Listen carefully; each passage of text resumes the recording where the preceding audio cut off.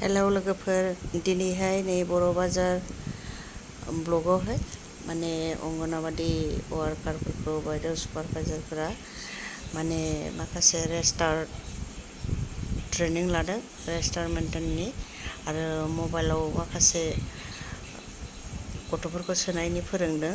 दिनै बहुद खामानि माने ट्रेनिं लागासिनो बायद'मोनहा फोरोंदों आरो बिसोरो सुपारभाइजारबो माने सुपारभाइजारफोरा रेस्टार्टनि माखासे लिरनांगौ माखासे बहुद दङ बेफोरखौ फोरोंदों आरो दिनैहाय बहुद गोबां वार्कारफोर फैजोबदों गासिबो बेयो बर' बाजार ब्लकनि दिनै माने सोब सार्कोलनिनो फैदों आरो बेवहाय माने गासिबो वार्कारफोर बेवहाय माने मबाइल फोरोंदों आरो माखासे रेस्टार्टनि खामानि दङ बेफोरखौ फोरोंदों।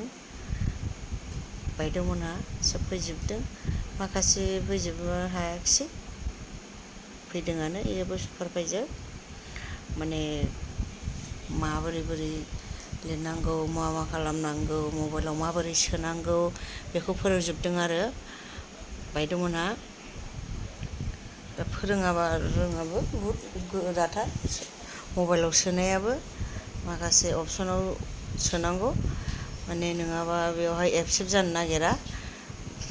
आजिखालि अनलाइन ना मबाइलावनो सोजोबनांगौ गथ'फोरनि बेनिफिसारिफोरखौ दा बेखौहाय फोरोंदों। फेमिलि जारबाय बेखौ मबाइलाव सोजोबनांगौ। आजिखालि रेजिस्टारावल' जाया गासिबो मबाइलाव सोनांगौ। मबाइलाव सोआबा माने माबानो हाया आरो माने प्रुफखौ नांगौ नालाय आजिखालि मबाइलजोंनो मावजोबनांगौ। बेयो बायद' बिसोरो दा बायद'मोनहा फोरोंदों आरो मबाइलाव बोरै खालामनांगौ बोरै सोनांगौ बेखौ बायद'मोनहा दा फोरोंगासिनो आरो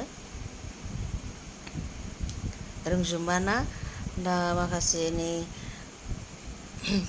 बुरि दङ बिसोरो मबाइलखौनो लाफेरा मोनथिबायफोर बिसोरो दा रोंनांगौ बायद' जाहैबाय।